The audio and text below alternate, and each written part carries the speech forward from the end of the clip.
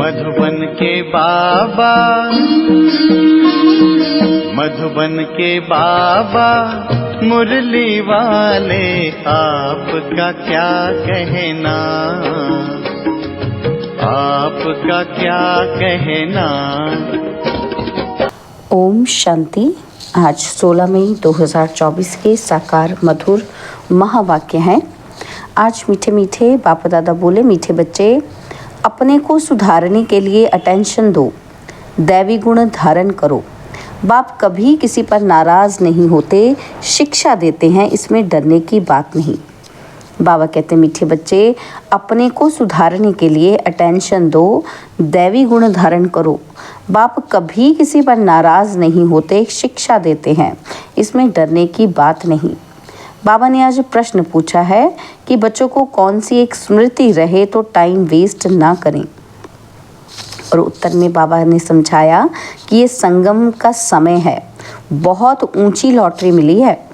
बाप हमें हीरे जैसा देवता बना रहे हैं। यह स्मृति रहे तो कभी भी टाइम वेस्ट ना करें। यह नॉलेज सोर्स ऑफ इनकम है, इसलिए पढ़ाई कभी मिस ना हो। माया देह अभिमान में लाने की कोशिश करेगी, लेकिन तुम्हारा डायरेक्ट बाप से योग हो तो समय सफल हो जाएगा। ओम शांति। बच्चों को ये तो मालूम है कि यह बाप है, इसमें डरने की कोई बात नहीं। यह कोई साधु महात्मा नहीं है जो कोई बद्दुआ करेंगे या गुस्सा करेंगे। उन गुरु आदि में तो बहुत क्रोध होता है, तो उनसे मनुष्य डरते हैं कि कहीं श्राप ना दे देवें, और यहाँ तो ऐसी कोई बात ही नहीं। बच्चों को कभी डरने की बात नहीं। बाप से डरते वह हैं जो खुद चंचल होते हैं। वह लौकिक बाप तो गुस्सा भी करते हैं, यहाँ तो बाप कभी गुस्सा आदि नहीं करते हैं, समझाते हैं। अगर बाप को याद नहीं करेंगे तो विकर्म विनाश नहीं होंगे, अपना ही जन्म जन्मांतर के लिए नुकसान करेंगे। बाप तो समझानी देते हैं, आगे के लिए सुधर जाएं। बाकी ऐसे नहीं कि बाप नाराज़ होते हैं, बाप तो समझाते रहते हैं कि बच्चे अपने को सुधारने के लिए याद की यात्रा पर अटेंशन दो, साथ साथ चक्र को बुद्धि में रखो, दैवी गुण धारण करो। याद है मुख्य, बाकी सृष्टि चक्र की नॉलेज तो बहुत सिंपल है, वह है सोर्स ऑफ इनकम, परंतु उनके साथ दैवी गुण भी धारण करने हैं। इस समय है बिल्कुल आसुरी गुण। छोटे बच्चों में भी आसुरी गुण होते हैं, लेकिन उन्हों को मारना बिल्कुल नहीं है, और ही सीखते हैं। और वहाँ सत्युग में तो सीखना नहीं होता, यहाँ तो माँ बाप से बच्चे सब सीखते हैं। बाबा गरीबों की बात करते हैं, साहूकारों के लिए तो यहाँ जैसे स्वर्ग है। उनको ज्ञान की दरकार नहीं, यह तो पढ़ाई है। टीचर चाहिए जो सिखाए सुधारे। तो बाप गरीबों की बात करते हैं, कैसी हालत है, कैसे कैसे बच्चे खराब होते हैं। माँ बाप को सब देखते रहते हैं, फिर छोटेपन में ही सब खराब हो जाते हैं। यह रूहानी बाप कहते हैं, मैं भी गरीब निवाज हूँ, समझाता हूँ। देखो इस दुनिया में मनुष्यों की क्या हालत है। तमो प्रधान दुनिया है, तमो प्रधान की भी कोई हद होती है ना। 1250 वर्ष तो कलयुग को हुए, एक दिन भी कम जास्ती नहीं। दुनिया जब पूरी तमो प्रधान हुई तब बाप को आना पड़ा। बाप कहते हैं, मैं ड्रामा अनुसार बंधाए मान हूँ, मुझे आना ही पड़ता है। शुरू में कितने गरीब आए, साहूकार भी आए, दोनों इकट्ठे बैठते थे। बड़े बड़े घर की बच्चियाँ भागी, कुछ भी ले नहीं आई। कितना हंगामा हो गया। ड्रामा में जो होना था वो हो गया, ख्याल भी नहीं था कि ऐसे होगा। बाबा खुद वंडर खाता था कि क्या हो रहा है। इन्हों की हिस्ट्री बड़ी वंडरफुल है, यह भी ड्रामा में नोंद है। बाबा ने सबको कह दिया कि चिट्ठी लिखा कर ले आओ, हम ज्ञान अमृत पीने जाते हैं। और फिर उन्हों के पति लोग विलायत से आ गए। वह बोले विष दो, तो ये कहे कि हमने ज्ञान अमृत पिया है, विष कैसे दे सकते। इस पर इन्हों का एक गीत भी है, इसको कहते हैं चरित्र। शास्त्रों में फिर श्री कृष्ण के चरित्र लिख दिए हैं। श्री कृष्ण की तो बात हो न सके, तो ये सब ड्रामा में नोंद है। नाटक में ये सब होता है, हंसी कुड़ी आदि आदि। ये तो दोनों बाप ही कहते हैं कि हमने कुछ भी नहीं किया। यह तो ड्रामा का खेल चल रहा है। छोटे छोटे बच्चे आ गए, अभी वह कितने बड़े बड़े हो गए हैं। बच्चों के कितने वंडरफुल नाम संदेश पुत्रियां ले आई। फिर जो उनसे भाग गए उनका तो वह नाम तो है ही नहीं। फिर पुराना नाम शुरू हो गया, इसलिए ब्राह्मणों की माला होती नहीं। तुम्हारे पास कुछ भी नहीं है। पहले माला फेरते थे, अभी तुम माला के दाने बनते हो। वहाँ भक्ति होती नहीं। यह नॉलेज है समझने की, है भी सेकंड की नॉलेज। और फिर उनको कहते हैं ज्ञान का सागर। सारा सागर स्याही बनाओ, जंगल कलम बनाओ तो भी पूरा हो ना सके। और फिर है भी सेकंड की बात।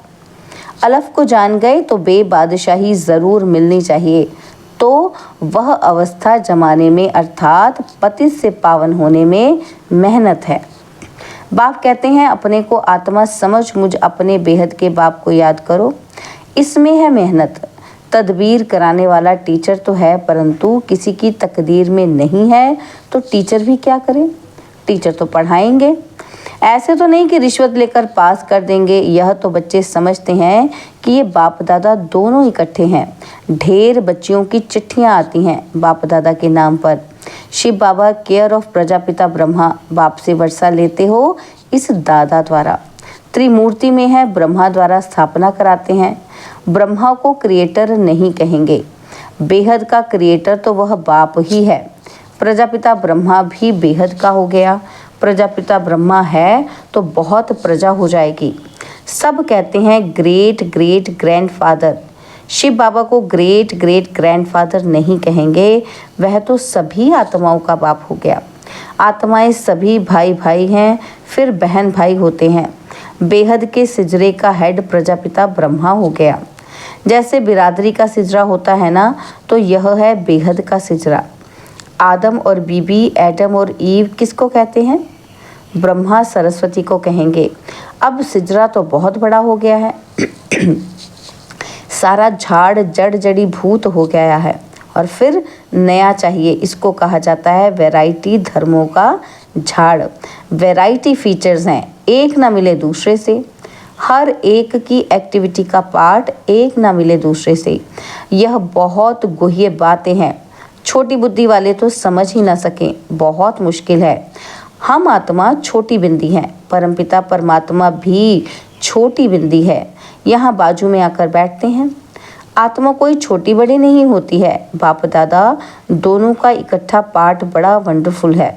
बाबा ने ये रथ बड़ा अनुभवी लिया है।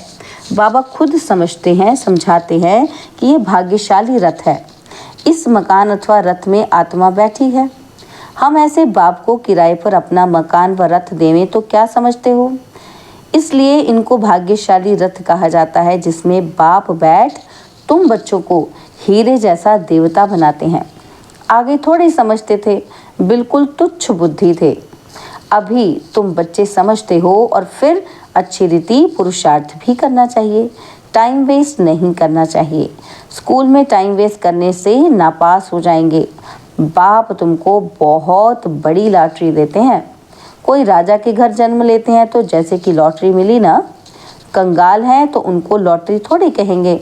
यह है सबसे ऊंची लॉटरी। इसमें टाइम वेस्ट नहीं करना चाहिए। बाबा जानते हैं माया की बॉक्सिंग है। घड़ी घड़ी माया देह अभिमान में लाती है। तुम्हारा बाप के साथ डायरेक्ट योग है। सम्मुख बैठे हैं ना, इसलिए यहाँ रिफ्रेश होने आते हो ड्रामा अनुसार। बाप कहते हैं मैं तुमको जो समझाता हूँ वह धारण करना है। यह ज्ञान भी तुमको अभी मिलता है और फिर प्राय लोप हो जाता है। ढेर आत्माएं चली जाती हैं शांति धाम और फिर आधा कल्प के बाद भक्ति मार्ग शुरू होता है। आधा कल्प से तुम वेद शास्त्र पढ़ते आए, भक्ति करते आए हो। अब मूल बात समझाई जाती है कि तुम बाप को याद करो तो जन्म जन्मांतर के विकर्म विनाश हों। यह नॉलेज है सोर्स ऑफ इनकम। इससे तुम पद्मा पद्म भाग्यशाली बनते हो, स्वर्ग के मालिक बनते हो। वहाँ तो सब सुख हैं। बाप याद दिलाते हैं तुमको स्वर्ग में कितने अपार सुख दिए हैं। तुम विश्व के मालिक थे, फिर सब गवा दिया। तुम रावण के गुलाम बन गए हो। राम और रावण का कितना ये वंडरफुल खेल है। फिर भी होगा, अनादि बना बनाया खेल है। स्वर्ग में तुम एवर हेल्दी वेल्दी रहते हो। यहाँ मनुष्यों को हेल्दी बनाने के लिए कितना खर्चा करते हैं, वह भी एक जन्म के लिए।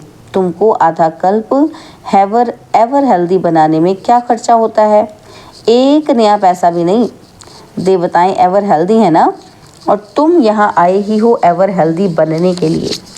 एक बाप के बिगर सर्व को एवर हेल्दी और कोई बना ना सके। तुम अभी सर्वगुण संपन्न बन रहे हो, अभी तुम संगम पर हो। बाप तुमको नई दुनिया का मालिक बना रहे हैं। ड्रामा प्लान अनुसार जब तक ब्राह्मण ना बने तब तक देवता बन न सके। जब तक पुरुषोत्तम संगम युग पर बाप से पुरुषोत्तम बनने ना आए तो देवता बन ही ना सके। अच्छा, आज बाबा ने रूहानी ड्रिल भी सिखाई, नॉलेज भी सुनाई, बच्चों को सावधान भी किया कि गफलत नहीं करो, उल्टा सुल्टा भी नहीं, शांति में रहो और बाप को याद करो। अच्छा, मीठे मीठे सिकिलदे बच्चों प्रति माता पिता, बाप दादा का याद प्यार और गुड मॉर्निंग। रूहानी बाप की रूहानी बच्चों को नमस्ते। हम रूहानी बच्चों की रूहानी बाप दादाजी को दिलवा जान सिकवा प्रेम से नमस्ते। ओम शांति। प्यारे बाबा, मीठे बाबा, मेरे बाबा, शुक्रिया बाबा, शुक्रिया बाबा, शुक्रिया। धारणा के लिए मुख्य सार है, पहला पॉइंट है, विकर्म विनाश कर स्वयं को सुधारने के लिए याद की यात्रा पर पूरा अटेंशन देना है, दैवी गुण धारण करने हैं। और सेकंड पॉइंट है, देवता बनने के लिए संगम युग पर पुरुषोत्तम बनने का पुरुषार्थ करना है। गफलत में अपना टाइम वेस्ट नहीं करना है। बाबा ने आज वरदान दिया, ज्ञान के श्रेष्ठ खजानों को महादानी बन दान करने वाले मास्टर ज्ञान सागर भव। ज्ञान के श्रेष्ठ खजानों को महादानी बन दान करने वाले मास्टर ज्ञान सागर भव। जैसे बाप ज्ञान का सागर है, ऐसे मास्टर ज्ञान सागर बन सदा औरों को ज्ञान दान देते रहो। ज्ञान का कितना श्रेष्ठ खजाना आप बच्चों के पास है, उसी खजाने से भरपूर बन याद के अनुभवों से औरों की सेवा करो। जो भी खजाने मिले हैं महादानी बन उनका दान करते रहो, क्योंकि यह खजाने जितना दान करेंगे उतना और भी बढ़ते जाएंगे। महादानी बनना अर्थात देना नहीं बल्कि और भी भरना। स्लोगन है, जीवन मुक्त के साथ देह से न्यारे विदेही बनना, यह है पुरुषार्थ की लास्ट स्टेज। जीवन मुक्त के साथ देह से न्यारे विदेही बनना, यह है पुरुषार्थ की लास्ट स्टेज। आज मातेश्वरी जी के भी मधुर महावाक्य सुनेंगे। तो मातेश्वरी जी समझा रही हैं, गुप्त वेशधारी परमात्मा के आगे कन्याएं और माताओं का संन्यास। तो मातेश्वरी जी बोली, अभी दुनियावी मनुष्यों को ये विचार तो आना चाहिए कि इन कन्याओं माताओं ने संन्यास क्यों लिया है। ये कोई हठ योग या कर्म संन्यास नहीं है, परंतु बिल्कुल सहज योग, राज योग, कर्म योग संन्यास जरूर है। परमात्मा खुद आए जीते जी देह सहित देह के सभी कर्मेंद्रियों का मन से संन्यास कराता है, अर्थात 5 विकारों का संपूर्ण संन्यास करना जरूर है। ये संन्यास है। परमात्मा आए कहता है, दे दान तो छूटे ग्रहण। अब माया का यह ग्रहण जो आधा कल्प से लगा हुआ है, इससे आत्मा काली बन गई है, माना पतित बन गई है, और उनको फिर से पवित्र बनाना है। देखो, देवताओं की आत्माएं कितनी पवित्र और चमत्कारी हैं। जब सोल पवित्र है तो तन भी निरोगी पवित्र मिलता है। अब यह भी संन्यास तब हो सकता है जब पहले कुछ चीज़ मिलती है, तभी तो कुछ छोड़ेंगे ना, कुछ मिलेगा अच्छा तभी छोड़ेंगे। तो मातेश्वरी जी कहते, गरीब का बालक साहूकार की गोद में जाता है तो ज़रूर कुछ देख ही गोद लेता है, परंतु साहूकार का बालक गरीब की गोद में नहीं जा सकता। तो यहाँ ये कोई अनाथ आश्रम नहीं है, यहाँ तो बड़े बड़े धनवान कुलवान माताएं कन्याएं हैं, जिन्हों को दुनियावी लोग अब भी चाहते हैं कि घर में वापस आ जाएं। परंतु इन्होंने क्या प्राप्त किया जो उस मायावी धन पदार्थ आदि सर्वंश संन्यास किया है। पदार्थों का क्या किया है? सर्वंश त्याग किया है, संन्यास किया है, तो ज़रूर उनसे उनको जास्ती सुख शांति की प्राप्ति हुई, तभी तो उस धन पदार्थ को ठोकर मार दी। जैसे राजा गोपीचंद ने अथवा मीरा ने रानी पने का अथवा राजाई का संन्यास कर लिया। यह है ईश्वरीय अति इंद्रिय अलौकिक सुख, जिसके आगे वो दुनियावी पदार्थ तुच्छ हैं। उनको ये पता है कि स्मरजीवा बनने से हम जन्म जन्मांतर के लिए अमरपुरी की बादशाही प्राप्त कर रहे हैं, तब ही भविष्य बनाने का पुरुषार्थ कर रहे हैं। परमात्मा का बनना माना परमात्मा का हो जाना, सब कुछ उसको अर्पण कर देना, और फिर वो रिटर्न में अविनाशी पद दे देता है। तो यह मनोकामना परमात्मा ही आकर इस संगम समय पूर्ण करता है, क्योंकि अपन जानते हैं कि विनाश ज्वाला में तन मन धन सहित सब भस्मीभूत हो ही जाएगा। तो क्यों ना परमात्मा अर्थ सफल करें। अब यह राज भी समझना है कि जब सब विनाश होना है तो हम भी लेकर क्या करें। हमको कोई सन्यासियों के मुआफिक, मंडलेश्वर के मुआफिक यहाँ महल बनाए नहीं बैठना है, परंतु ईश्वर अर्थ बीज बोने से वहाँ भविष्य जन्म जन्मांतर इनका बन जाना है। यह है गुप्त राज। प्रभु तो दाता है, एक देवे सो पावे, परंतु इस ज्ञान में पहले सहन करना पड़ता है। जितना सहन करेंगे उतना अंत में प्रभाव निकलेगा। इसलिए अभी से लेकर पुरुषार्थ करो। अच्छा, ओम शांति।